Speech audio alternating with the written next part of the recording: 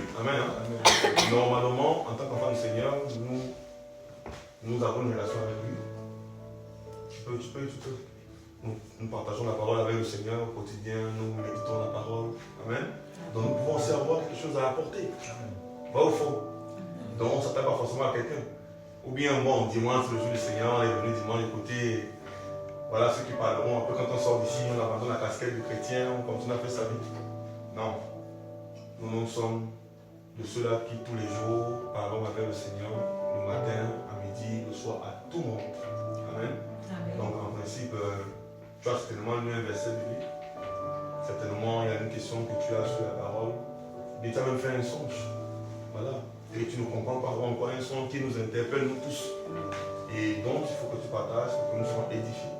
Si tu as une pensée qui est montée dans ton cœur, tu ne sais pas de quoi il s'agit, et tu aimerais avoir des éclaircissements, comme l'Église est l'appui, la colonne de la vérité, puisque l'Église est réunie, le Seigneur, au travers de son Église, apportera des réponses. Amen. Donc ne venons pas ici et nous rentrons comme nous sommes venus, parce que nous avons certainement des choses aussi à apporter. Amen. C'est vrai, n'est-ce pas? On fait le tour des tables ou bien il y a des volontés qui vont prendre la parole.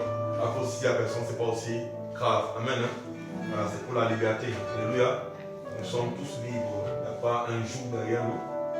Il n'y a pas une obligation forcément à parler. Mais il est bon quand même d'échanger.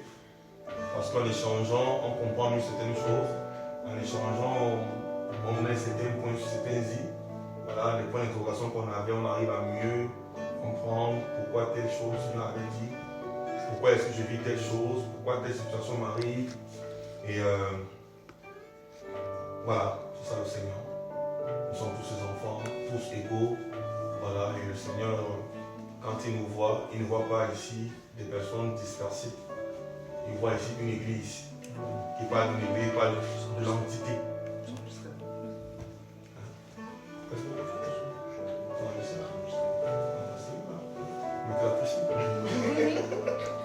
Vous voyez, le Seigneur parle d'une entité, d'accord, une église. Et l'église, en fait, c'est le corps du choix. Le corps, c'est pas le corps de Christ, c'est qu'on donne l'Eucharistie là, qu'on dit prenez le corps du Christ, c'est pas ça. Voilà. L'église, c'est les êtres humains que nous sommes. Alléluia. Que nous sommes, donc toi, moi. Et voilà. Et le Seigneur avec, parce qu'il est la tête de l'église. Nous sommes son corps. Qui dit le corps, ça veut dire que toi, tu es certainement le pied. L'autre peut être la main, l'autre peut être l'œil, l'autre peut être la bouche, l'autre peut être le nez. En fait, tous nous sont complémentaires. Alléluia. Il n'y a pas le clergé et puis le bas peuple. Non, on est tous assis. D'ailleurs, la Bible va nous dire de s'approcher du trône de la grâce avec assurance. Alléluia. Donc, tout un chacun a le devoir, l'obligation de s'approcher de lui. Il n'y a pas quelqu'un qui va traîner l'autre à l'ombre. Non. Parce que dans les derniers temps, il va répandre, la Bible le dit d'ailleurs, il répand dans nos cœurs le Saint-Esprit, d'accord, qui nous convainc du péché, la justice et le jugement. Donc tout enfant du Seigneur devrait aller vers le Seigneur. Tout enfant du Seigneur. Voilà. Il y a un merveilleux chant qu'il y a un frère qui a reçu du côté de l'Italie. Je ne sais pas si on a mis sur l'oiseau ou pas. Le matin, quand je me lève, je veille au choix. Je veille au choix. Ce n'est pas envoyé. Voglio, ouais. Voilà. Si, j'ai lu. Ah, vous voyez? En fait, on se rend compte en fait qu'à chaque seconde, on a besoin du Seigneur. À chaque seconde. C'est comme si en fait, voilà, la télévision là, pour qu'elle s'allume, pour qu'on puisse voir les images, il faut qu'on branche la télévision à un secteur. Prise de courant, vous voyez? Et le Seigneur est ce courant qui alimente. Et dès qu'on est débranché, on n'a plus de jus. Donc on a besoin d'être branché au Seigneur à chaque seconde pour avoir la vie. Si nous nous retirons, on va se perdre. Le Seigneur va le dire, où fuirai-je? Où me cacherai-je loin de tes faces? On ne peut pas le fuir. Si sa main est sur toi, si tu as choisi que toi, tu vas me prier, fais ce que tu veux. Fais ce que tu veux. Au temps marqué, tu vas rentrer. Je ne sais même pas ce que j'ai fait là, mais oui, mais en fait, il faut que tu sois là. C'est tout. Parce qu'il ne te demande pas de donner tes explications, en fait. Il leur donne. Alléluia. Le Seigneur est souverain. Donc nous devons aller vers lui. Nous devons être dépendants de lui. Il est la source qui nous abreuve. Alléluia. Alléluia. Même si c'est compliqué, même si c'est difficile, nous devons toujours soupirer après sa présence, soupirer après sa personne, soupirer après ses conseils, après ses orientations. Amen. Amen. Voilà. Le Seigneur est notre Père, il est notre grand frère, il est notre ami. C'est bizarre quand même. Hein? Comment c'est possible? Notre Père, notre ami, notre grand frère, c'est quand même terrible. Hein? Chacun de nous, le Seigneur a quelque chose dans son coin de cœur avant les soirs. Si on parle ta parole, là, c'est sûr que tu vas dire, ah, c'est mon sauveur. Elle va dire, justement, c'est mon. Voilà, chacun de nous va donner une attribution au Seigneur. D'accord? Chacun de nous va donner un attribut au Seigneur. Chacun va donner une qualification au Seigneur. Un nom. Qu'est-ce qu'il a fait pour toi? Ah, mais c'est pas possible, mon frère. Je ne sais pas par où commencer. Ah, t'as vu? Et chacun de nous a une histoire à raconter. Nos vies sont des témoignages. Amen. Amen. Voilà, donc disposons nos cœurs et comme nous sommes dans la parole du Seigneur, attendons-nous au Seigneur et nous pouvons aussi tous exhorter, encourager, fortifier les frères et sœurs. C'est ça l'église. Amen. Qui n'est pas d'accord? C'est aussi libre, hein. Voilà, vous savez, c'est pas la dictature, hein. C'est pas la dictature. La meilleure chose le Seigneur, c'est que le Seigneur, il est déjà libre. Voilà, le Seigneur n'impose rien. Amen, il n'impose rien. Quand on dit enfant qu'on est libre, on n'est pas libre. Alors, le Seigneur est vraiment libre. Mais attention, c'est une liberté à double revers. Parce que nous sommes ses esclaves. Donc, réellement, on n'est pas libre à la fin. Il ne se contredit pas. On est libre du péché. On est libre. D'accord? Voilà. Mais nous sommes attachés à lui. On est liés. Il dit qu'il est le cep, nous sommes des serments. Mais s'il n'y a pas le serment, n'est pas attaché au cep. Il n'y a pas la vie. Donc, il n'y a pas de liberté en un mot. On est liés. On est unis. Nous sommes ses esclaves. En même temps, nous sommes ses amis. Nous sommes ses enfants. Donc, à chacune des situations de nos vies, il se manifeste à nous d'une certaine manière. Alléluia. Amen. Ça va? Ça va, hein? Bon, qui prend la parole en premier lieu? Personne. Bah, t'as l'air bien parti, bien. Ok, on va prendre un passage. Gloire au Seigneur. En tout cas, ça me mettait tout à l'heure à cœur de vous partager l'attitude du cœur. Amen. L'attitude du cœur. Voilà, l'attitude du cœur. C'est quelque chose que. Voilà. La détermination pour voir le Seigneur. La détermination que tu dois avoir à toi pour le voir. La détermination que nous devons avoir pour le voir. L'attitude de notre cœur. Il y a des gens qui sont imbus de leur personne. Il y a des personnes qui disent, ah non, laisse-moi tranquille, moi je n'ai pas besoin du Seigneur, moi je fais ma vie comme je veux. Ok, d'accord, il n'y a pas de souci. Vas-y. Et tu vas te fatiguer. Parce qu'à un moment donné, tu seras obligé de revenir en arrière. Il est le carrefour de l'aéroport. Tu vas contourner, l'avion va toujours atterrir à l'aéroport. Et l'avion ne peut pas marcher à rien, malheureusement. Ça va toujours venir atterrir. Toujours. Toujours et toujours. L'attitude du cœur. C'est quoi l'attitude de mon cœur? C'est quoi l'attitude de ton cœur? Quelle est ta détermination pour voir le Seigneur? Parce que nous courons tous les jours parce que nous espérons un jour le voir. Alléluia. La Bible dit d'abord que nous préparons à sa rencontre, à sa venue. Il est en train d'arriver à grande vitesse. Mais ton cœur est dans quel état? Comment te disposes-tu pour pouvoir le voir?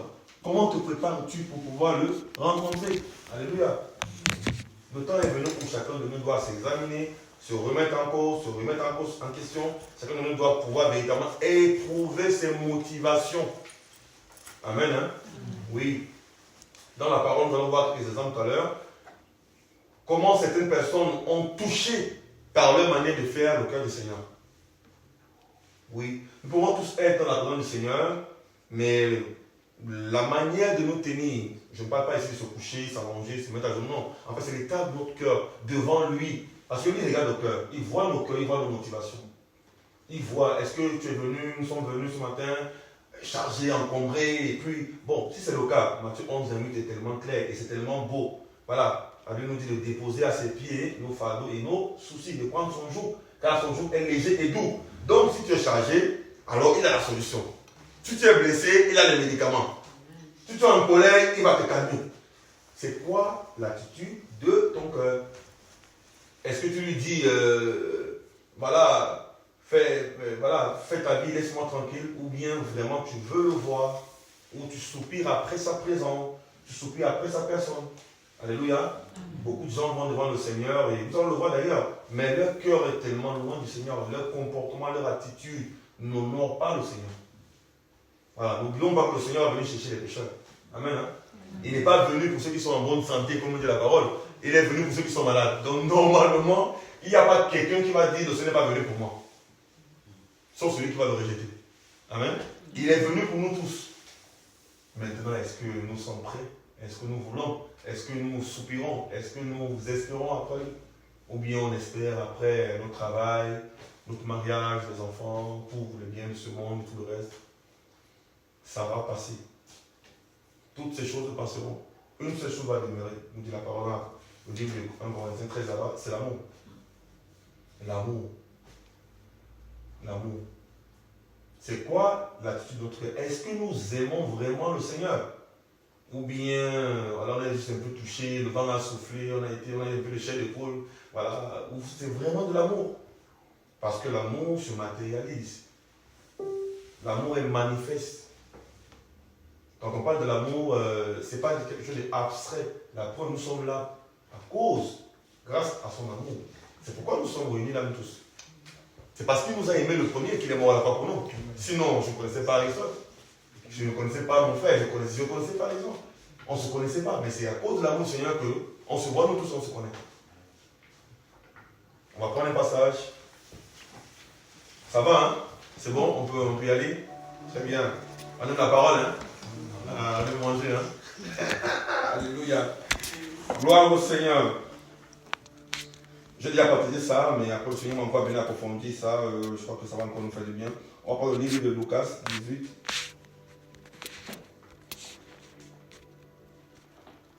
Lucas 18, à partir du verset 9. Si Rachel, si tu peux nous aider dans la lecture, s'il te plaît. Ok. Tu vas lire, en fait, s'il te plaît, le verset 9 au verset 14. Okay. Lucas 18, verset 9. Mon Dieu.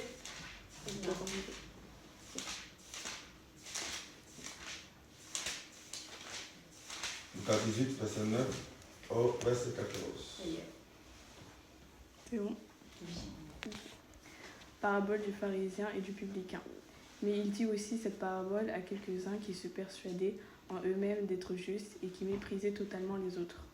2 hommes montèrent au temple pour prier, l'un pharisien et l'autre publicain. Le pharisien se tenant debout priait ainsi en lui-même. « Elohim, je te rends grâce de ce que je ne suis pas comme le reste des humains, ravisseur, injuste, adultère, ni même comme ce publicain. Je jeûne 2 fois le Shabbat et je donne la dîme de tout ce que je possède. » Mais le publicain, se tenant debout, éloigné, n'osant même pas lever les yeux vers le ciel, mais il se frappait la poitrine en disant « Elohim, sois apaisé envers moi qui suis pécheur. Je vous le dis que celui-ci descendit dans sa maison justifié plutôt que l'autre, car quiconque s'élève sera abaissé et quiconque s'abaisse sera élevé. » Alléluia. Voici 2 personnes ici qui sont allées au temple. Vous voyez l'attitude du cœur, non? 2 personnes. Elles sont allées prier. L'une pensait être juste. L'autre, en fait, reconnaissait carrément son état, sa situation. Le pharisien ici, quand on rentre dans l'histoire, pour comprendre un peu qui étaient ces 2 types de personnages. Les pharisiens, c'était les auteurs de la loi, entre autres. Ces gens qui enseignaient, qui aimaient se faire voir. C'était les considérés, hein, entre griffes du peuple. On les considérait tellement. Parce qu'ils avaient des marques de distinction de par leur accoutrement. Quand on les voyait, en fait, on pouvait savoir qu'avec elles, c'est un pharisien. Ils prenaient des versets bibliques qu'ils attachaient sur leurs fronts, sur leurs mains. Parce que n'oublions pas que là-bas, dans la Torah, le Seigneur va demander effectivement de veiller sur la pensée et sur l'action, la main. Dans la pensée, c'est pourquoi ils pouvaient mettre des versets bibliques sur le front, pour que, en fait, entre griffes, pour que ce verset biblique les empêche d'avoir une mauvaise pensée. Et ils mettaient sur la main, mais malheureusement, malgré ce qu'ils faisaient, ils étaient toujours dans le mal. Les pharisiens n'aimaient pas le Seigneur. C'était des religieux. C'était des religieux. Et ils en faisaient des disciples parfois. Les pharisiens, quand ils jeûnaient publiquement, ils sonnaient la cloche, je suis en train de jeûner, ils sont en train de jeûner. Pourtant, la Bible nous dit quand tu veux jeûner, rentre dans ta chambre, bref, parfume toi-même si tu veux, quoi. Ça va pas être juste de pas sortir sans te brosser les dents, mais écoute, désolé, quoi. Tu vas te brosser les dents pendant une semaine, tu brosses les dents, tu jeûnes, tu viens pas là à côté des gens, mais en fait, honnêtement. Ouais, le pharisien, en fait, ils avaient vraiment des comportements pour montrer qu'ils étaient différents et meilleurs. C'est bizarre, hein? Ils pensaient être quelque chose. Voici ici le publicain. Qui étaient les publicains? Les publicains, oui, vas-y. Non, c'est les gens qui prennent la tête. Effectivement. Les publicains, ils prenaient les impôts pour le gouverneur romain. À cette époque, il faut comprendre que Israël était sous protectorat romain. Donc Israël devait payer les impôts. Entre autres, les publicains étaient aussi des escrocs, des bandits, des voleurs. Parce que, comment? Bon, je ne vais peut-être pas dire ça comme ça. Les Juifs étaient obligés de payer le péage pour passer entre le territoire. C'était une escroquerie qui était clairement placée. Et les publicains étaient détestés de tous. Parce qu'il y avait des officiers romains, eux, qui se chargeaient de prendre les impôts les plus élevés. Les publicains prenaient les impôts de péage. Vous voyez? Et les Romains savaient qu'on ne pouvait pas laisser les Juifs occuper les fonctions les plus élevées. Là. Donc ils mettaient un peu comme Matthieu. Matthieu était un péager, c'était un publicain. Quand on dit péager, littéralement, c'était un publicain. Vous voyez? Et ici, le publicain, il dit, en fait, il n'osait même pas lever le regard pour regarder au Seigneur parce qu'il connaissait sa situation. Et il savait que lui, il était mauvais. Il savait qu'il avait tous les problèmes, entre autres. Il le reconnaissait. Mais son attitude de cœur, d'accord, a permis à ce qu'il soit approuvé du Seigneur. Contrairement à l'autre qui, lui, énumérait ses actes. Moi, je fais ceci, je jeûne. Je ne suis pas comme le reste des hommes. Je ne suis même pas comme cet homme qui est là devant là. Vous voyez comment il était en fait? Il se comparait carrément à l'autre. Il méprisait littéralement l'autre, pensant que lui, il était arrivé. Pensant qu'il était au-dessus. Pensant que lui, qu'on n'avait plus rien à lui dire. Alors que tous étaient des humains. Alors que tous venaient devant la présence du Seigneur pour recevoir de la consolation, de la guérison aussi. Mais lui, il venait ici avec une attitude, il était hautain. Il était orgueilleux, méprisant. Pour lui, il n'y avait pas des gens qui étaient comme lui, qui pouvaient être comme lui. C'est grave, hein? Pensez qu'on est déjà arrivé. Mais voilà le voleur, le publicain, qui lui reconnaissait, dit Seigneur, je ne peux même pas regarder, je ne peux même pas m'approcher. Je n'ose même pas parler, parce que je suis un pécheur. Je reconnais mon état. Aie pitié de moi. Vous voyez deux personnes? Les deux viennent devant le Seigneur. L'autre vient, moi je jeûne, moi je vais en mission, moi je fais l'œuvre, moi je fais ça, moi je fais ça. L'autre dit, Seigneur, moi je suis un voleur. Moi je suis mauvais. Tout ce que je veux, c'est que tu m'aides. Vous voyez l'attitude du cœur. Il a touché le Seigneur par son attitude. On va prendre, toujours dans le livre de Lucas, on va lire une autre histoire que nous connaissons tous. D'ailleurs, c'est compliqué, hein, mes frères. Dans ces temps, le Seigneur va regarder plus à nos cœurs. Parce que l'apparence que beaucoup ont là, on va lire, s'il te plaît, si tu peux nous parler le livre de Luc. Luc toujours, Lucas 19. C'est une belle histoire que nous connaissons. S'il te plaît, si tu peux nous lire, s'il te plaît, du verset 1 au verset 10. Et il entra dans Jéricho, et la traversa. Et voici un homme appelé du nom de Zachaï, et qui était chef des publicains, et qui était riche. Et il cherchait à voir qui était Yahushua. Mais il ne le pouvait pas à cause de la foule, parce qu'il était de petite stature. Et courant en avant, il monta sur un sycomore pour le voir, parce qu'il était sur le point de passer par là. Et quand il fut arrivé à cet endroit-là, Yahushua leva les yeux, le vit et dit, Zachaï, hâte-toi de descendre, car il faut que je demeure aujourd'hui dans ta maison. Et il se hâta de descendre et le reçut avec joie. Et tous, voyant cela, murmurèrent en disant, il est entré chez un homme pécheur pour y loger. Mais Zachaï, se tenant debout, dit au Seigneur, voici, Seigneur, je donne la moitié de mes biens aux pauvres, et si j'ai extorqué de l'argent à quelqu'un, je lui rends le quadruple. Et Yahushua lui dit, aujourd'hui le salut est arrivé dans cette maison, parce que celui-ci est aussi fils d'Abraham. car le Fils humain est venu chercher et sauver ceux qui étaient perdus. Alléluia. Le Fils humain est venu pour chercher et sauver celui qui était. Donc si toi tu es arrivé, ça ne sert à rien en fait. Vous savez, c'est pas pour toi. Parce que nous étions tous des perdus. Nous étions tous, par définition, Romains 3, 23 le dit, tous ont péché et sont privés littéralement de la gloire du Seigneur. Ou encore n'atteignent pas la face du Seigneur. Parce que le péché, c'est la seule chose qui nous éloigne du Seigneur. Souvenez-vous quand Adam et Chava ont péché, Adam et Ève ont péché, et la solution, le Seigneur était tellement en colère qu'il les a expulsés du jardin, et il a mis des épées flamboyantes pour les empêcher d'y avoir encore accès dans le jardin, et aussi de toucher à l'arbre de la vie afin de demeurer finalement tordus, parce qu'ils ont touché à l'arbre de la connaissance du bien et du mal, qui les a déformés. Regardez le comportement de Zachaï. Voici un homme. Il a entendu parler du Seigneur, l'attitude du cœur, n'oubliez pas. Et n'oublions pas aussi la motivation que nous avons. Pour notre comportement pour toucher le Seigneur ou encore pour le voir. Zachaï, ou encore, comment Zachaï, hein, c'est ça, non? Voilà. Ici avait entendu parler du Messie, le Sauveur, le détenteur de la vie, le possesseur de la vie. Il a entendu, c'est que la renommée du Seigneur Yahushua l'avait précédé. Et lui, il était chef des publicains. Donc, il n'était pas seulement publicain, mais il était le chef de tous les voleurs. Donc, il était, il était chef des voleurs. Parce que les publicains étaient détestés de tous les juifs. À cause des impôts qu'on leur demandait de payer sur leur propre territoire. On les avait soumis. Et les juifs ne voulaient pas de ça. La preuve, quand le Seigneur Yahushua vient, il demande quand est-ce que ton royaume va s'établir. Parce que pour eux, ils voulaient la délivrance en fait. Ils voulaient ils voulaient être sous domination romaine pour avoir eux-mêmes leur fonction politique et tout. Et ils pensaient que le Seigneur Yahushua était venu établir ça.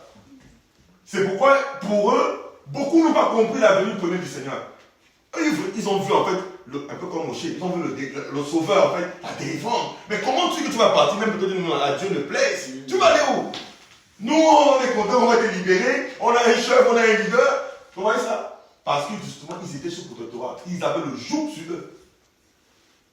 Après les différentes déportations, quand le Seigneur les a ramenés, il faut le comprendre, le Seigneur en fait ne les laissait plus. Le Seigneur les avait mis sous tutelle. C'était fait exprès pour les interpeller. C'était à cause d'eux-mêmes. Ils ont demandé premièrement le roi à l'époque de Chamois, ils ont demandé Saoul. Ils voulaient un roi, on leur a donné Saoul. Depuis cette époque, le Seigneur n'était plus leur roi. Alors que le Seigneur avait été leur roi. Donc depuis cette époque-là, jusqu'à aujourd'hui, ils vont toujours. La preuve, c'est que vous voyez aujourd'hui, c'est toujours la guerre, c'est les combats, c'est pas facile, hein? C'est les bagarres. Jusqu'au retour physique du Seigneur pour établir son règne. Là, ils vont vraiment être délivrés complètement. C'est vrai qu'aujourd'hui, oui, ils ont une nation, mais est-ce qu'ils sont vraiment libres? Regardez Israël ici. Ils sont environnés de partout. Hein. Gaza, là-bas, c'est la guerre, là-bas, vous voyez, c'est compliqué. Hein. C'est compliqué. Ils sont vraiment pas libres, ils sont toujours en guerre. Et c'est bibliquement prouvé. Hein. Le Seigneur avait dit qu'ils seront environnés de toutes les tranchées, de toutes parts. Donc là, la prophétie du Seigneur s'accomplit sur leur vie. Qui va oser dire que ce peuple n'est pas le peuple du Seigneur? Qui va oser dire ça un jour? Non. Parce que tout ce que le Seigneur a dit dans la parole est en train de s'accomplir. Vous voyez? Donc Zachaï était le chef des voleurs, chef des publicains. Mais ça n'a pas empêché de chercher à voir qui était le sauveur. C'est ça qui est magnifique. Et il reconnaissait qu'avec sa petite posture, statue, sa taille qu'il avait, parce qu'il était tellement court, il dit non, c'est pas sûr que je vais le voir. Dans cette foule-là, moi j'ai tellement envie de le voir. Le gars était déterminé, la détermination qu'il avait pour voir le Seigneur. Il a réfléchi, comment je peux faire? Comment je peux faire? Non, en tout cas, le raccourci est là, aussi comment? C'était un arbre qui était haut. Et il est monté dessus, vous voyez? Il ne s'est pas fié à son argent. Il n'a pas regardé à ses richesses. Il sentait qu'il y avait quelque chose qui lui manquait. La vie.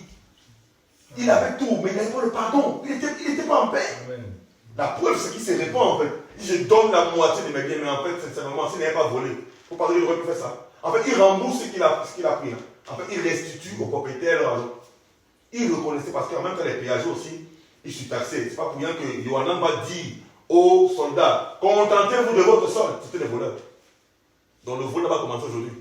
Même les soldats, avant de voler les gens. Parce qu'ils me demandaient, et nous, que ferons-nous quand ils prêchaient le journée, quand ils baptisaient les gens? Donc vous, soldats, contentez-vous de votre solde. Donc ne prenez pas plus que vous devez. Les policiers en Afrique, là, Tonton, il faut avoir la maîtrise de soi. Quand on va souvent, tu vas à la mission, c'est compliqué. Hein? Tu as tous les papiers du véhicule, tu demandes l'argent. Ah oui, tu vas payer. Tu ne payes pas, on te paye toute la journée. C'est compliqué. C'est compliqué. Tu apportes tes papiers, je ne mange pas ça. Ah, tonton, mais je suis à jour. Je mange ça, je suis sous le soleil, non? C'est moi qui aime le soleil. Vous voyez? Donc le vol là, ça existe depuis. Ça existe depuis. Il dit, Yohanan, que devons-nous faire? Il dit, et nous, parce qu'il disait à chacun, c'est que, voilà, et le Seigneur est tellement bon qu'il pointe du doigt ce qui dérange. Ce que tu cajoles là, ce que tu chuchotes là, hein, ce qui est pour toi un intérêt, c'est là où il vient me. Tu dis que tu m'aimes. Seigneur, je t'aime. Qu'est-ce que je dois faire pour aider la vie? Il dit, fais ça, fais ça, fais ça, fais ça. Il dit, j'ai tout fait. Il dit que le Seigneur l'aima. Mais il ne s'est pas arrêté là. Je t'aime, c'est vrai. Il dit, vends tout ce que tu as là. Viens sur moi. Oh là là. Comment tu me demandes de vendre ce que j'ai souffert pour avoir? Toi aussi, tu es sérieux là? Je vais t'aimer, je vais jamais garder ça. Non, jamais. Tu ne peux pas dire que le Seigneur, tu gardes ce qui t'appartient. Ici, on ne parle pas de l'argent matériel, non. On parle en fait des choses que nous avons en nous, que nous, je ne sais pas, nous entretenons, dont le Seigneur ne veut pas. C'est là où il vient pointer du doigt. Parce qu'aujourd'hui, les faux pasteurs, qu'est-ce qu'ils vont faire? Oh, vends ta maison, amène l'argent, c'est faux, c'est n'importe quoi, c'est un voleur. Quand il dit ça, il faut lui dire justement voleur. Laisse-moi tranquille. En fait, le Seigneur veut ici nos cœurs. C'est nos cœurs. Nos cœurs. Comment nous nous comportons? L'homme riche, il dit depuis mon enfance, j'ai tout fait. Excusez-moi, la lampe là, ça me chauffe là, comme on dit. Moi, je ne peux pas trop la chaleur. C'est pas grave, non, prends la chaise. C'est bon. Parce que là, déjà, je transmets déjà là. C'est très bien, c'est très bien. Donc, déjà, moi, j'aime beaucoup le froid. Donc, quand il fait ça me brûle. Tu sais que le Seigneur, il va chauffer plus que ça. Amen. Le soleil brûlant. Allez, alléluia. Vous voyez, ici, le Seigneur pointe du doigt la richesse de cet homme. Il dit, il sera plus facile pour un chameau de passer par le trou d'une aiguille. Le chameau qui a les bosses. Comment il va passer par le trou d'une aiguille? On dit, toi et moi, là, on va passer par le trou d'une aiguille. L'orgueil. L'orgueil. On passe pas avec l'orgueil. Trop lourd. C'est compliqué, hein? Donc, en fait, devant le Seigneur, personne ne va dire que je suis quelque chose. Chacun, quand on sera devant le Seigneur, et que le grand livre va s'ouvrir, toi-même tu vas reconnaître, tu vas dire, Seigneur, je mérite d'aller là-bas. Pardon, ne m'envoie pas, laisse-moi même je parle, même moi je parle là-bas direct. Donc, autant nous aujourd'hui travailler pour ne pas y aller. Amen. Vous voyez, Zaché ici, il montre le sycomore. Il dit, je veux le voir. Il était violent. La violence pour voir le Seigneur. Le gars était violent. Il dit, je vais monter là où là, il faut que je le voie. Et regardez le comportement du Seigneur. Quelle élégance! Il mange, il savait que le gars devait monter là-bas. Parce qu'il sait tout. La Bible dit qu'il m'a appelé. Qui avait le Seigneur que Zaché était là-bas? Zaché n'a pas forcément parlé. Au contraire, il montre que oh, je me cache encore qu'on me voit. Parce qu'il était de petite taille. Le Seigneur marche, le Seigneur s'arrête, il lève les yeux, descend. Oh! Donc tu sais que je suis là-haut. Est-ce que tu es positionné au Seigneur parce qu'il va te voir? Tu vois ça? Est-ce que tu es placé où, quand le Seigneur passera, il va te voir? Beaucoup ne sont pas là où le Seigneur veut. Beaucoup ne sont pas là où le Seigneur veut. Le Seigneur passe, ils ne sont pas là. Il te dit, je te veux là-bas, je veux que tu fasses ça, je veux que tu fasses ça. Mais toi, tu résistes. Mais ça fait que lui, il passe, ok, d'accord. Mais comme tu n'as pas obéi à ce qu'il te demande de faire, tu continues ça. Ah oui. Le Seigneur s'est arrêté, il dit, Zaché, descend. Je vais rentrer chez toi. C'est même chez toi que je venais. Oh! Mais regardez comment Zaché était violent. Il a anticipé les choses. Qu'est-ce que les autres ont eu à dire? Il rentre chez un pécheur. Vous voyez, non? Les autres. Ils ne doivent pas t'empêcher à faire ce que le Seigneur te demande de faire. Les autres, là, ils ne seront pas devant le Seigneur avec toi. Chacun de nous, Elon, tous individuel devant le Seigneur. Il n'y aura pas papa, il n'y aura pas maman, il n'y aura pas mari, il n'y aura pas enfant, il n'y aura pas frère, soeur. Non. Chacun de nous va rendre compte au Seigneur. Regardez, Zaché, pécheur de son état, le Seigneur rentre dans sa maison. Quand le Seigneur rentre dans la maison de quelqu'un qui le cherche, en temps normal, les locataires doivent partir, non? Parce qu'il est le propriétaire. Il a reconnu qu'il avait des choses qui n'étaient pas bonnes. Qu'il a fait ce qu'il doit dire. Je donne la moitié de ce que j'ai. Mais il a plus tout ce richesse là-haut. Il a plus tout ça. Ben oui. Donc il a restitué, il a réparé. Si c'est aussi la réparation, quelque part. Et le Seigneur, ça l'a touché. Il dit, c'était aussi un fils d'Abraham, c'est un fils d'Abraham. Comme vous jugez les gens, vous condamnez les gens, moi je suis venu pour ceux qui sont perdus. Vous voyez l'attitude de notre cœur. Alléluia. Amen. Ça va toujours, on n'est pas perdu. On va doucement. Hein. Voilà. Si ça ne va pas, il faut arrêter. Hein. Si on n'est pas aussi d'accord, on dit, frère, donc, on n'est pas d'accord. Alléluia. C'est la liberté. Moi j'aime beaucoup la liberté. Moi j'aime pas le jour comme voilà, j'aime être libre. C'est à cause du jour que moi j'ai des problèmes les gens. Voilà. Quand même le jour qui est là, ça ne passe plus, j'ai des problèmes. C'est comme ça. Oui, mon frère. Alléluia. Oui, c'est comme ça. On aime la liberté. Amen. Hein? Amen. On va prendre, s'il vous plaît, un test dans le livre de Matthieu 9. Matthieu 9, à partir du verset 18. Ici, nous sommes en train de parler de l'attitude du cœur, le désir d'être guéri, d'être touché. Alléluia. Et c'est sûr que nous devons soupirer tous les jours. Tu peux lire s'il te plaît, ma soeur? Tu verset 18. Oui, j'attends. Ah, oui. C'est vrai qu'avec le téléphone, on est trop rapide. Hein. Ici, si nous ne sommes pas les Bibles, on va se faire comme les autres là. On va se dire. On dit la vérité. On va revenir à ça. C'est vrai, vous pouvez parce qu'à un moment donné, le téléphone. Moi, j'ai attendu sur ma prochaine. Pour ça, je me baladais avec. Je vous assure, c'est pas facile. Les Bibles, vous avez le nom aussi, la position, tout ça. Ah, Seigneur. Lui, c'est qu'on nous avait beaucoup embrouillé. Hein. On avait à maîtriser lors de la chronologie. Mais là, la réforme. Ok, tu peux aller s'il te plaît à partir de 18. Ouais. Et comme il leur disait ces choses, voici qu'un chef s'approche et il se prosternait devant lui en disant « Ma fille est morte il y a un instant, mais viens et impose-lui ta main et elle vivra. » Et se levant, Yahushua le suivit ainsi que ses disciples. Et voici une femme atteinte d'une perte de sang depuis 12 ans s'approcha par derrière et toucha le bord de son vêtement. Car elle se disait en elle-même « Si seulement je touche son vêtement, je serai sauvée. » Mais Yahushua, se tournant et la voyant, dit « Aie confiance, ma fille, ta foi t'a sauvée. » Alléluia. Regardez cette femme rejetée, elle était répugnante. La Bible dit que depuis 12 ans, elle perdait de son sang. Vous imaginez dans une société actuelle une femme qui perd son sang régulièrement pendant 12 ans. Parfois quand on lit ça, en fait, on ne se met pas... Enfin, on image vraiment pas la situation. Hein. Imaginez-vous une femme qui perd son sang pendant des années. Comment va-t-elle d'abord vivre en fait? Parce que sans le sang, c'est compliqué. On se voit obligé tout le temps de faire des... Comment on appelle ça? Les poches de sang. Les transfusions sanguines. Vous vous rendez compte? Et elle perdait de son sang. Tout le temps. Certainement, elle a fait tous les médecins. Certainement, elle a cherché la guérison de partout. Mais elle n'a pas trouvé. Elle souffrait dans sa chair. Elle avait honte. La preuve. Elle a faufilé. Elle dit certainement si je touche. Elle s'est glissée parmi les gens. La violence. L'attitude de son cœur l'a sauvée. L'attitude de son cœur. Elle voulait juste toucher le pan de sa robe. Elle a été violente. Elle désirait la présence du Seigneur. C'est juste ce qu'elle cherchait. Elle ne cherchait pas le ministère, les postes. Non, elle voulait juste la présence du Seigneur. Je vais toucher sa robe. C'est tellement les gens ont condamné. Tu es une pécheresse. Pourquoi tu souffres depuis toutes ces années? C'est pas normal. On a tellement dit de ces paroles à cette femme. Imaginez-vous, peut-être on a même culpabilisé. Qu'elle se sentait même plus digne un jour d'être auprès des gens. Et s'il vous plaît, là aujourd'hui, oui, on peut s'asseoir. Discuter avec les femmes à cette époque-là. C'était compliqué, hein? Déjà que sous la loi, quand une femme avait ses menstrues, elle n'entrait pas dans le temple. Elle ne faisait pas manger. Tout ce qu'elle touchait était souillé. Vous vous rendez compte? Pourquoi il fallait que le Seigneur vienne? Pour que les femmes soient plus discriminées? Vous vous rendez compte?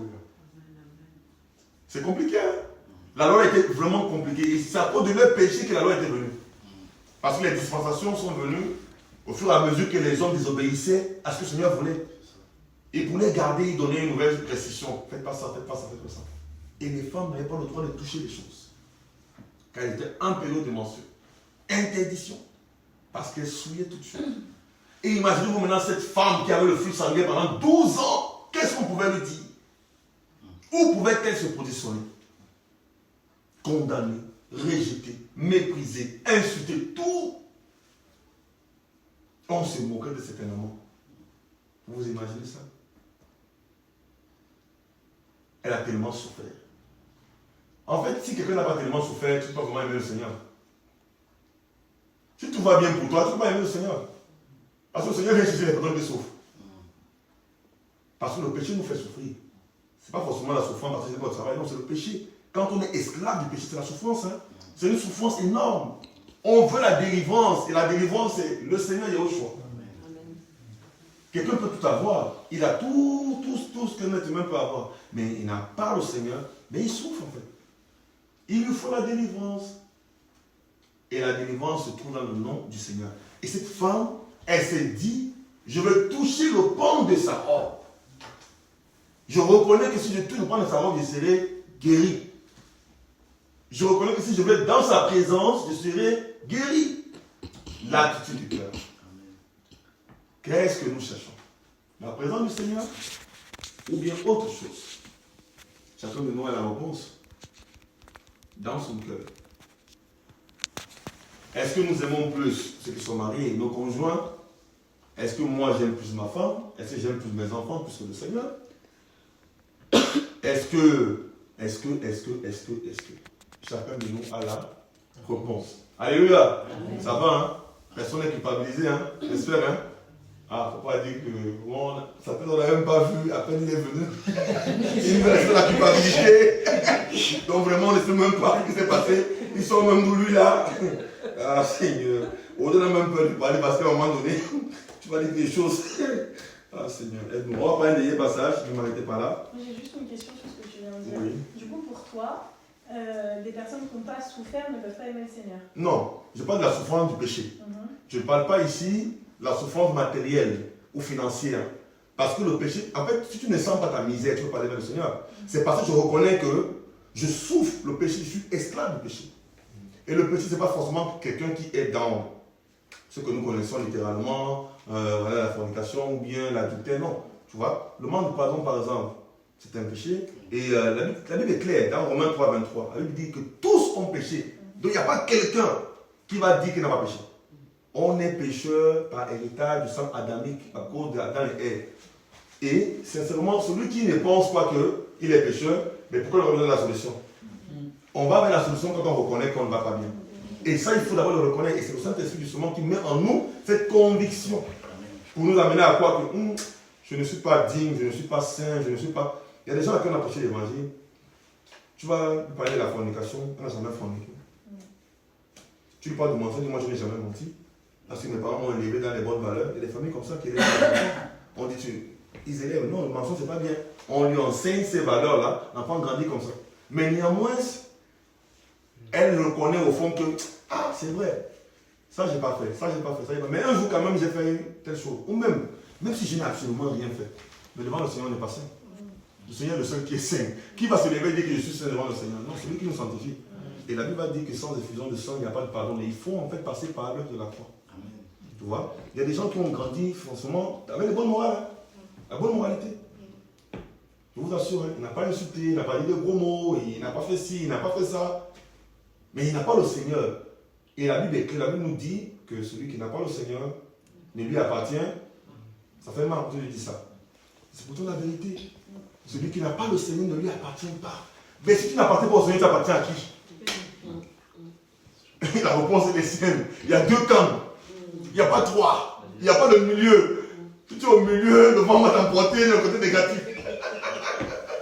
Il y a deux camps. Positif, négatif. Le mal, le bien.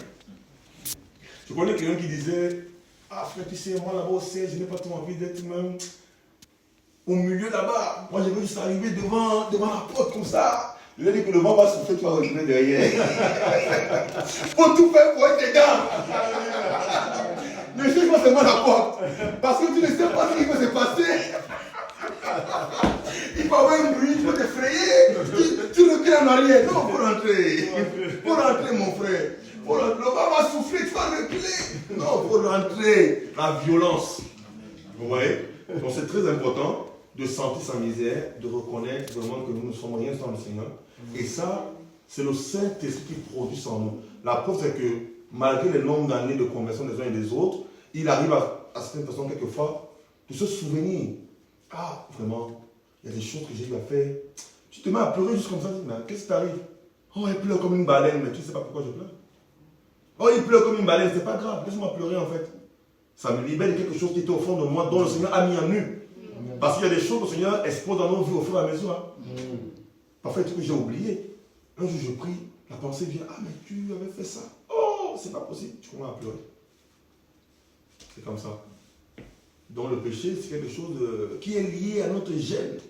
Pas à la couleur de la peau, hein, mais au sang. Le sang. Parce que tous viennent d'une seule personne. Adam et Ève.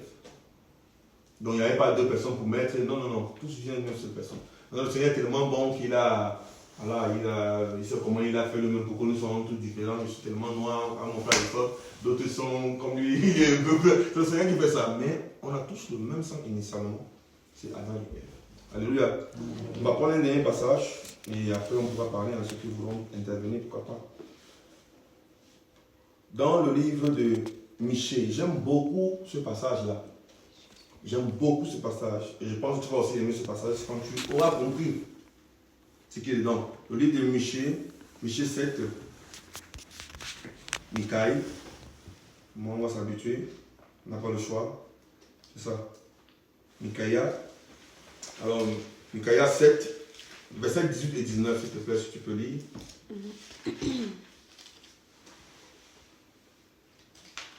Juste après la Torah, c'est dans mes vies. Le 7. Oui, Michée, c'est ça. Michée, le prophète Michée. Chapitre 7. Chapitre 7, c'est ça. 18 et 19. C'est bon. Quelle elle est semblable à toi, qui pardonne l'iniquité et qui passe par-dessus les transgressions du reste de son héritage. Il ne garde pas pour toujours sa colère, parce qu'il prend plaisir à sa miséricorde. Il nous fera encore miséricorde, il assujettira nos iniquités, tu jeteras tous nos péchés au fond de la mer. Alléluia. Amen. Vous vous rendez compte? C'est terrible. Qui est comme le Seigneur pour pardonner, pour manifester la miséricorde, la compassion. Qui suis-je moi pour condamner celui qui est venu au Seigneur? Qui suis-je moi pour avoir des a priori sur des gens? La parole nous dit ici que le Seigneur, celui qui vient à lui, il ne ferme pas les mains. Vous vous rendez compte? Il dit qu'il efface les péchés. Il jette au fond de la mer. Bon, écoutez, tu es sous-marin. Va fouiller mes péchés au fond de la mer alors. Mais comment nous sommes, les hommes? On rappelle aux hommes les péchés. Oh, tu as fait ci. Il y a des champions sous-marins parmi nous, des sous-marins spirituels. Ils font des plongées sous-marines, ils ne voient jamais rien, ils restent là-bas tout le temps. Des sous-marins, ils vont chercher les défauts des gens. Il y a 2 ans, tu as été comme ça, tu ne changes pas. Quand tu sois comme ça, c'est l'orgueil. C'est des sous-marins. Il y a des messages, c'est vraiment des états là-dessus, que si je combatte, je dis Seigneur, on va m'envoyer à la grotte. On doit veiller. Des sous-marins spirituels qui condamnent les gens matin, midi, soir. Ils passent le temps à culpabiliser les gens. Le Seigneur ne nous culpabilise pas.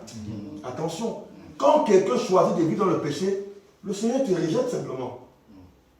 Mais qui suis-je moi pour continuer à battre celui qui est déjà blessé? Mais, quelle armée, les chrétiens. Ils ont dit que le Seigneur est rentré dans la maison de ce pécheur. Donc pour eux, Zaché n'était pas digne de recevoir la vie. Vous vous rendez compte? Pour eux, Zachaï n'était pas digne de recevoir la vie. Pourtant, il est venu sauver tout le monde. Il n'est pas venu pour une catégorie de personnes et d'autres non. Car Elohim a tant aimé le monde qu'il a donné son Fils unique afin que quiconque, du moins tout le monde, tous ceux qui veulent bien, il n'a pas dit non, je viens seulement pour telle famille, non. On doit changer notre manière de voir l'évangile, de comprendre l'évangile, de parler même aux gens. Oui, parce que nos paroles peuvent empêcher d'en devenir au Seigneur. Notre comportement peut frustrer les gens. On va dire que non, c'est des orgueilleux. Non, c'est toi qui l'as blessé, c'est pourquoi il est parti. Toutes ces âmes qui sont parties là à cause de nos comportements-là, la Bible dit qu'une seule âme, le Seigneur, mais il pleure tous les jours. Mais on va rendre compte au Seigneur. on va rendre compte au Seigneur pour des âmes qui sont partis à cause de nous. Il dit, il y aura le scandale. Mais malheur, celui par qui le scandale va passer. Le Seigneur ne va pas te demander les mêmes choses que me demandait à moi. Et vice-versa.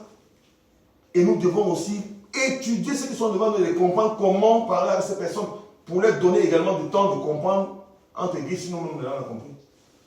Vous voyez? Parfois nous, directement. Non, on doit, voilà, changer. On doit changer. C'est très important. Les pharisiens ont dit au Seigneur, mais tu vas faire quoi chez lui? Regardez la femme qui était Marie de Magdala, n'est-ce pas? Elle est venue pleurer, non?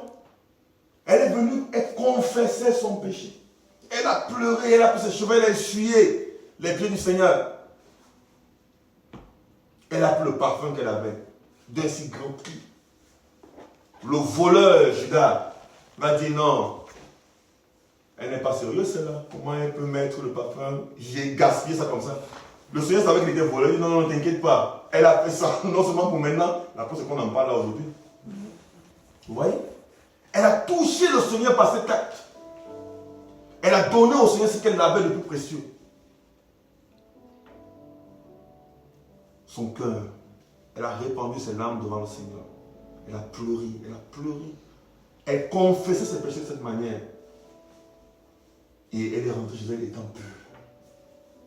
Dans la présence du Seigneur, on ne peut pas venir avec nos fautes, nos péchés. En fait, le Saint-Esprit, pendant qu'on y est, il va attester dans le cœur de tout chacun que donc tu as péché, tu as fait ci, tu as fait ça. Chacun, normalement, devrait venir dire, ah, je vais la prière parce qu'il y a telle chose, parce qu'il y a telle chose, mais ce n'est pas à nous d'aller chercher les fautes des gens dans l'océan pour le Seigneur a jeté. Parce qu'il oublie, il est facile à voir au fond de la mer. Mais nous, les sous-marins, on fait des plongées sous-marines. Normalement, on devait embaucher beaucoup de nous dans la mer sous-marine pour aller chercher les épaves des avions. Parce qu'apparemment, on ne va pas bien notre rôle dans l'église. Tellement on cherchait les fautes des gens à un moment donné qui me... Enfin, limite, en fait, c'est comme si nous qui sommes, en fait, je ne sais pas, on doit modifier cette manière de faire. L'attitude de notre cœur. Le Seigneur ne ferme pas ses entrailles à ceux qui viennent à lui. La Bible dit que la main du Seigneur n'est pas trop courte pour sauver. Ses oreilles ne sont pas trop dures pour entendre les cris. Si lui il entend les cris, si lui sauve, qui suis-je? Qui sommes-nous? Pour fermer les entrailles aux enfants du Seigneur. N'oublions pas que dans l'âge, il y avait tous les animaux de plusieurs natures. On ne sait pas ce qui... Qu'est-ce que ça a maintenu là-bas? Le lion n'a pas mangé. C'est pas quoi? Qu'est-ce que ça a maintenu? C'est la présence du Seigneur. Quand c'est la présence du Seigneur, ça nous contient. Ça nous donne de nous aimer. C'est sûr même que le lion tapait les commentaires là-bas avec l'éléphant. Il n'y avait pas que... Non, il y a là-bas. Il tapait les commentaires ensemble. Est-ce que vous savez qu'au millénium, l'enfant va toucher la vipère? La vipère de la petite, il n'y a pas l'enfant. Le lion va jouer avec l'enfant au millénium. Ça sera restauré, un peu comme à l'époque d'Adam. Et ça, Adam mangeait les animaux. Non. Il ne tuait pas. C'est à cause du péché. Ah, lièvre là, c'est bon, hein. Tu as vu? Le sanglier, avant le sanglier de son ami. Le péché, c'est quelque chose. Le péché, c'est quelque chose. C'est pourquoi nous devons haïr le péché et soupirer après la présence du Seigneur pour désirer sa guérison. Normalement, ne fermons pas nos entrailles. Si le Seigneur nous touche, il nous révèle des choses qui ne vont pas. Parce que le temps est tellement critique aujourd'hui. Tous les signaux sont en train de s'accomplir devant nos yeux, un à un. Un à un. Un à un. Tous les signaux, hein? Tous les signaux sont en train de s'accomplir.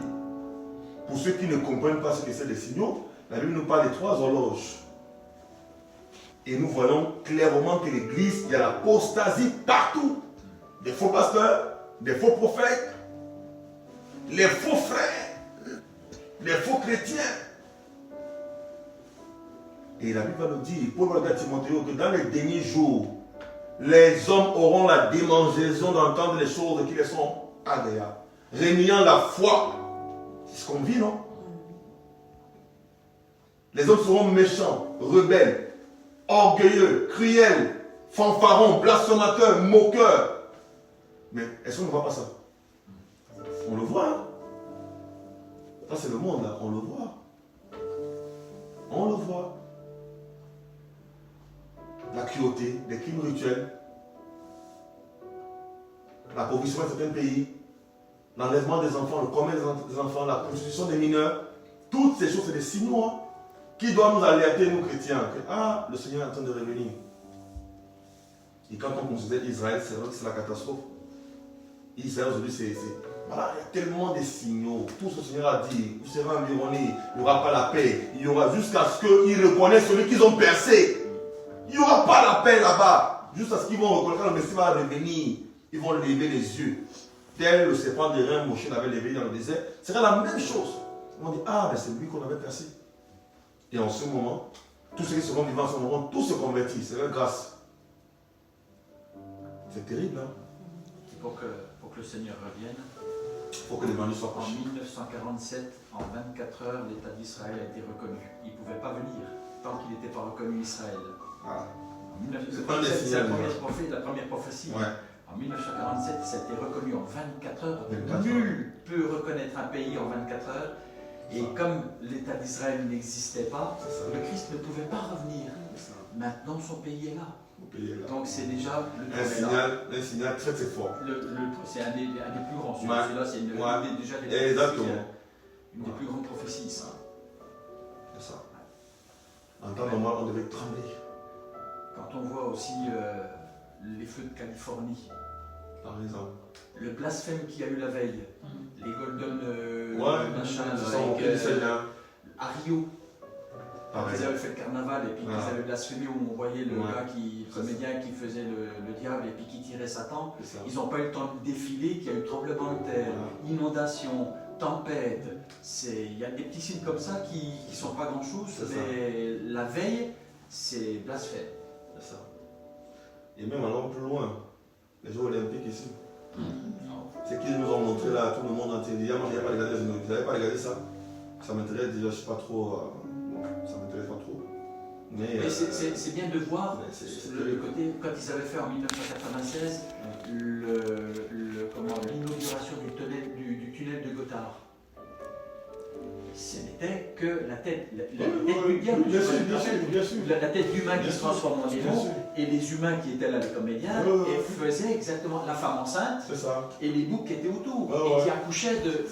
C'est C'est que ça. Ça, c'est la Bible qui sont en train de. Ils se moquent en fait. là. L'Eurovision. C'est ça. Que tout était signé. Ouais, ouais, ouais. Donc si on ne voit pas tout ça. Voilà. C'est ça. C'est très important d'observer toutes ces choses-là. Parce que la Bible en parle justement. La Bible nous a alertés. Et c'est terrible, hein? Il y aura la surprise. C'est pourquoi il vaudrait mieux désirer la présence du Seigneur, être prêt à tout moment. Parce qu'on ne sait pas quand il va venir. La Bible dit qu'il va venir comme un voleur. C'est quand on ne sait pas. Mais il va venir. C'est pour bientôt. Est-ce que nous sommes prêts? Vierge folle ou vierge sage? Je vois le de sage. Très intéressant. Est-ce que nous sommes prêts? Ah oui. Et c'est parce que nous nous serons déjà réveillés, parce qu'on va être interpellés, on va prendre conscience que nous pourrons à notre tour aller communiquer cette vérité-là aux gens. Parce que si tu es endormi, tu ne peux pas communiquer ça aux gens. Tu ne pourras pas. Comment tu vas faire? Toi-même, tu n'es pas convaincu. Tu n'es même pas trop sûr. On parlait avec quelqu'un hier, on était avec deux frères et mon épouse, quelque part. Et il m'a dit, est-ce que vous êtes sauvé? Il dit, mon frère. Moi, je te dis, je suis assis là. Je suis sûr, Seigneur vient aujourd'hui, je pars. Tu me dis quoi, je veux rester? Je dis, non, faut me mettre les. Oui! Oh, attendez. L'ennemi est comme ça. Hein. Il veut te mettre la pensée du doute dans ton cœur et tu fais le relâchement. C'est pas grave. Il va venir, bon, tu vas de me repentir. Non, on n'aura pas le temps. On n'aura pas le temps. C'est maintenant qu'il faut. C'est maintenant qu'il faut désirer sa présence, qu'il faut désirer son amour. C'est maintenant. Alléluia. Amen. Voilà, donc soyons encouragés. C'est un message pour nous interpeller, nous tous. Moi, le premier, parce que ça m'interpelle. Je me dis, Seigneur, vous vous imaginez l'enlèvement avec tout dessus là. Tu restes avec le banc là, en train de parler, c'est là. Attends, pardon. Je vais partir au premier enlèvement. D'autres disent que non, on va aller au deuxième tour. Deuxième tour. Tu vas supporter la tribulation. On va égorger les gens. Tu aimes le Seigneur, oui. Il y aura maintenant l'épée d'Amoclès, ça va revenir, hein, la guillotine. Les gens vont passer là, tu aimes le Seigneur, on va trancher, comment on a tracé les apôtres là. Parce qu'elles ont beaucoup souffert. Les 12 apôtres sont morts de manière catastrophique. Hein. Ah, Pierre avait dit, je te suivrai partout, tu iras. Ah. Parfois on dit ça, Seigneur, je te suivrai, Yeshua, où tu m'enverras. Ah bon? Prépare-toi. Il va te dire, retourne là-bas dans tel pays. Et là-bas, là, c'est des paix qui t'attendent. Tu parles, on te tue. Parle. Tu me souviens, non? Il faut parler.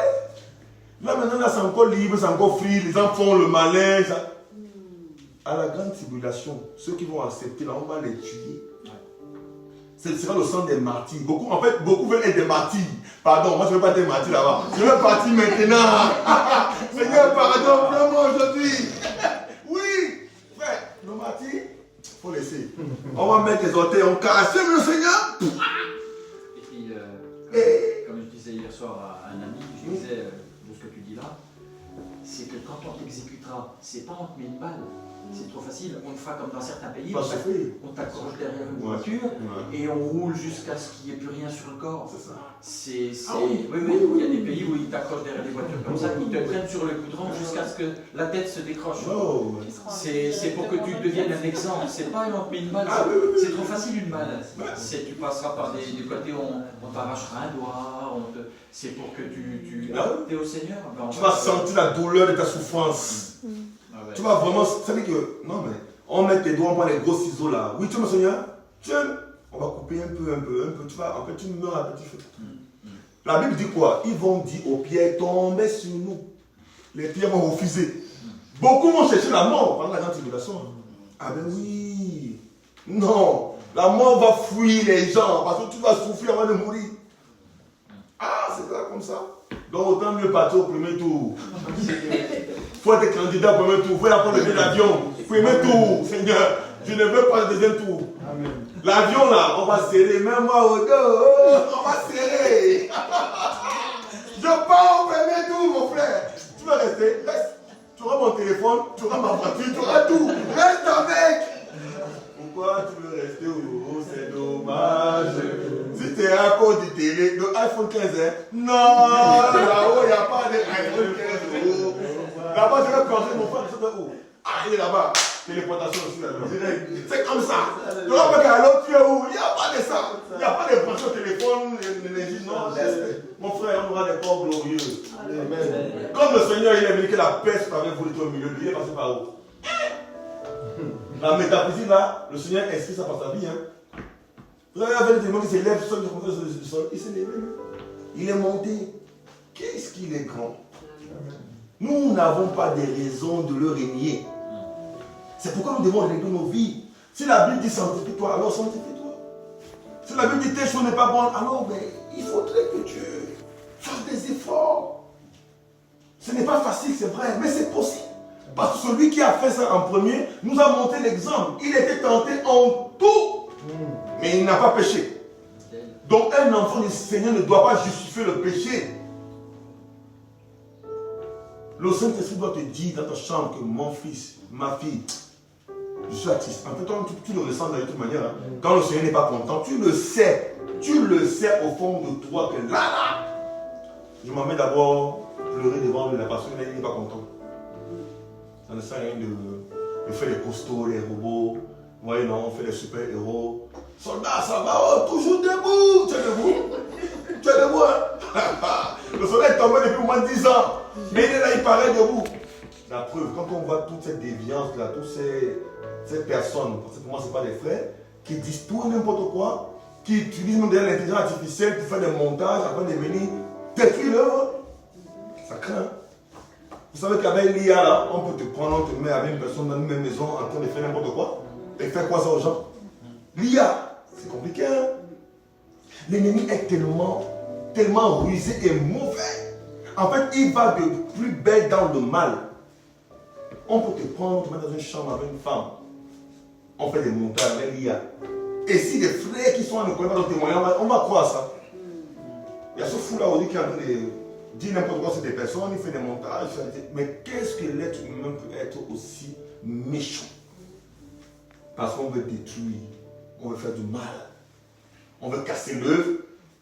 Il faut toucher le frère, toucher sa famille, dire n'importe quoi, c'est compliqué. Fermez vos oreilles. Ce que vous écoutez sur Internet, là, il y a des trucs qu'il ne faut pas aller cliquer même pour écouter. Parce que c'est n'importe quoi. Vous devez même, aujourd'hui, là, privilégier même la Bible. Je vous dis la vérité. Prendre sa parole, le lit. La parole ne montre pas que l'IA va venir. Comment dire ça que la parole ne me dit pas qu'il faut prendre tel frère, telle soeur, mettre dans une chambre, faire n'importe quoi. Non. C'est grave aujourd'hui. Hein. On ne sait même plus là où on est. Tu sais quoi ça me fait penser déjà? L'humain n'a plus les réponses à pouvoir donner à l'homme. Ouais. Pourquoi? Parce qu'on est tous individualisés et qui fait que l'IA répond à chacun en fonction de la question. L'homme aujourd'hui n'a plus de réponse. Et il a besoin de quoi? Il a besoin de l'IA. Parce que quand tu as un monde qui te suit, Ouais.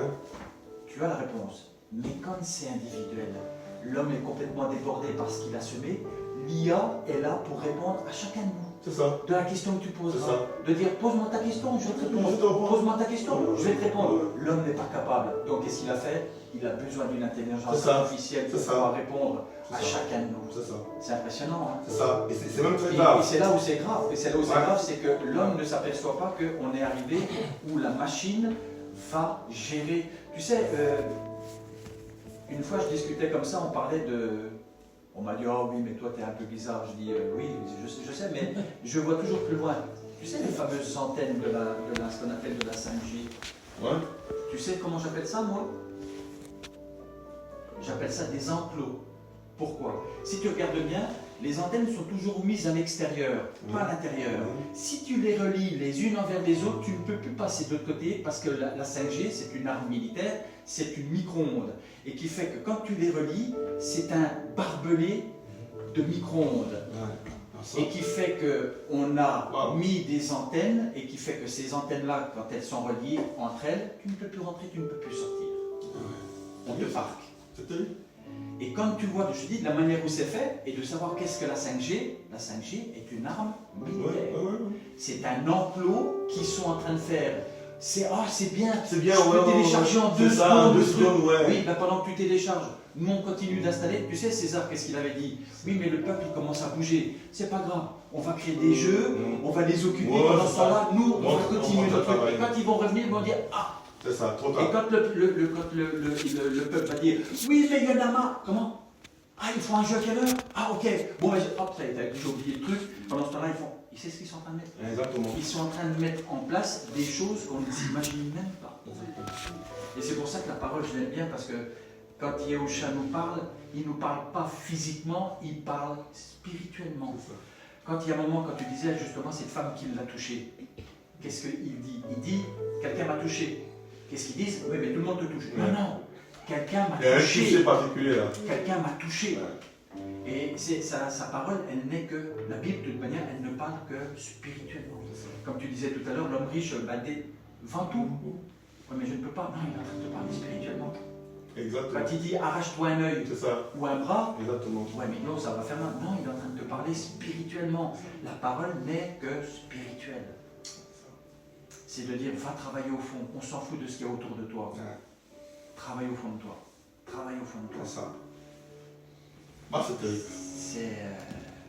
C'est puissant. C'est puissant. C'est pour ça qu'on dit, quand la parole on dit elle est vivante, plus tu te plonges dedans, plus tu t'aperçois qu'effectivement elle est vivante pour le fond. Amen. Pas pour. C'est exactement cela. Beaucoup de chrétiens ne savent pas que la grande tribulation, ça va être compliqué. Beaucoup ne savent pas ce qui les attend, ce qui vont rester. Peut-être faut que les enseignements soient donnés dessus avec beaucoup de précision. Moi, ces gens vont souffrir atrocement. Beaucoup n'ont pas ces détails-là. Ce n'est pas un jeu. Voilà, certains pensent que ça va être une partie de plaisir. Non. Que c'était un homme de gagner tout ce monde s'il perdait son âme. L'âme, c'est la chose la plus précieuse que le Seigneur désire, qu'il cherche. C'est pourquoi nous devons tous faire des efforts vraiment pour que notre âme soit de plus en plus belle agréable au Seigneur. Et tous les jours renoncer. La Bible demande de courir, non pas comme Fapon dans l'air, mais plutôt pour atteindre la stature parfaite de Yeshua. Donc nous devons grandir, être la stature parfaite de Yeshua. Nous nous ressemblons à lui tous les jours, de plus en plus. C'est ce que nous devons faire normalement. Parce qu'il revient chercher des personnes, une église sans calmer, rien ne semble. Les temps sont compliqués, oui il faut faire l'œuvre, oui il faut encourager, oui il faut travailler. Et Mais ça sert à quoi de faire toutes ces choses-là si soi-même, on est en train de perdre son âme? Parce que beaucoup font en aujourd'hui. Je vous dis la vérité. Hein. Moi, je ne suis pas personnellement impressionné quand je vois les gens faire des œuvres. Ça ne m'impressionne pas. Ça ne m'impressionne même pas un peu. Ah non, ça ne m'impressionne pas. Je disais, il y a une vidéo qu'il y a un frère qui nous a fait remonter. Il y a cela plusieurs années en arrière. Depuis toujours, on organisait des campagnes d'évangélisation. Je les ai là. À l'école, dans les lycées, tout ça, on faisait des campagnes d'évangélisation. Quand j'ai vu cette vidéo, je me suis dit, mais Seigneur, en fait, monsieur Frère, il est passé où? Je pleurais à un moment, je me suis dit, mais en fait, je ne t'aime plus. Là. Vraiment, je ne t'aime plus, Seigneur. Parce que quand je vois, je me dis, mais c'est pas possible. On avait une telle fougue, un tel zèle, une telle dévotion pour le Seigneur. Frère, même s'il n'y avait pas quelque chose à manger, on sortait. On allait crier et manger. On était un petit groupuscule de frères. On organisait des campagnes d'évangélisation dans les lycés, les universités à Libreville au Gabon. Quand j'ai vu cette vidéo, il y a une seule qui s'est moquée, elle dit, ah mais tu t'aimes, mais c'est ouais, en fait, on a beaucoup de camembert aujourd'hui. On est devenu grand, on ne fait plus rien pour le Seigneur. En fait, l'amour du Seigneur a dégrossi dans nos cœurs. Vous voyez? C'est compliqué, hein? Il y a plusieurs raisons qui justifient ça. En fait, on doit revenir à l'essentiel. D'abord l'aimer et ensuite faire ce qu'il voudra qu'on fasse. Sans tenir compte de notre bien-être. Ah, aujourd'hui, tu ne mets pas un parfum de 25 € rien mis sur toi. Tu blagues ou quoi? Laisse tomber. Tu vois, c'est compliqué, hein? L'amour du Seigneur est passé où? Ça fait mal au Seigneur, hein? Quand on va tous au Seigneur, on va se dire, ah! Est-ce que cela nous a compris? L'être humain que nous sommes, on a vraiment besoin d'être au pied du Seigneur, comme Marie l'était, pour recevoir à nouveau ses directives, pour recevoir à nouveau ses orientations, et vraiment pour être là où le Seigneur passera et il nous verra. Ah oui, nous ne serons pas là où il nous verra, parce que ça ne sert à rien. Quand tu vas au Congo, le Seigneur te voit en face. Tu vas en Afrique, il faut rentrer. Tu es prêt, non? Vas-y! La mouvance là, pas sur ça. Ah non. Il faut faire ce que le Seigneur te demande de faire. Parce que ceux qui le font, certains sont bien préparés et se préparent encore avant d'y aller. D'autres se lèvent sur la mouvance. Et après on commence à appeler, on souffre, on a faim, on n'a plus rien à manger, tout ça. C'est compliqué, hein, la marche chrétienne. C'est compliqué.